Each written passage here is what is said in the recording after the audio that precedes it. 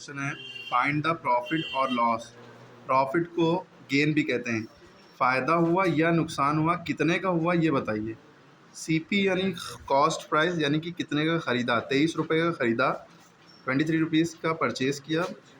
SP यानी selling price, यानी बेचा, कितने रुपए का बेचा, 54 का। कि फ़ायदा हुआ कि नुकसान हुआ।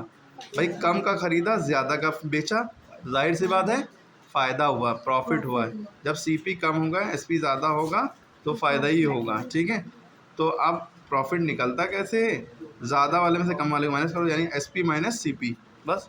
और अगर लॉस हुआ होता, जैसे यहाँ पे क्वेश्चन नंबर 2 में देखिए, सीपी ज़्यादा है, 70 रुपये की कोई चीज़ खरीदी और 55 रुपये की बेची, ठीक है, लॉस हुआ, क्योंकि बेची कम की, खरीदी ज़्यादा की थी, है ना।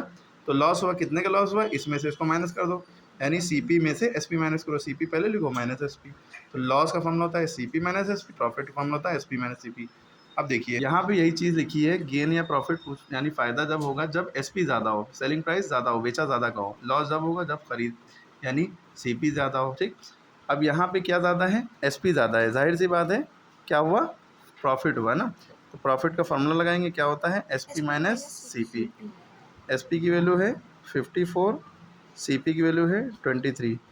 कमेंट में आंसर बताएंगे आप। ठीक, इसके बाद अगर इसी में पूछा था कि जो भी हुआ है, जैसे प्रॉफिट जितने का भी हुआ है, प्रॉफिट परसेंट भी निकालो, तो प्रॉफिट परसेंट का आप फॉर्मूला लगाते हैं। प्रॉफिट परसेंट का फॉर्मूला होता है प्रॉफिट अपॉन सीपी इंटू 100। ठीक है, प्रॉफिट अपॉन सीपी इंटू 100।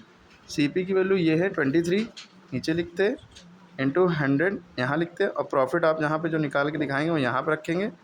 ठीक है, और उसको सॉल्व करके प्रॉफिट जो भी आंसर आएगा परसेंटेज में आएगा, कमेंट में ये भी आंसर बताएंगे आप। ओके,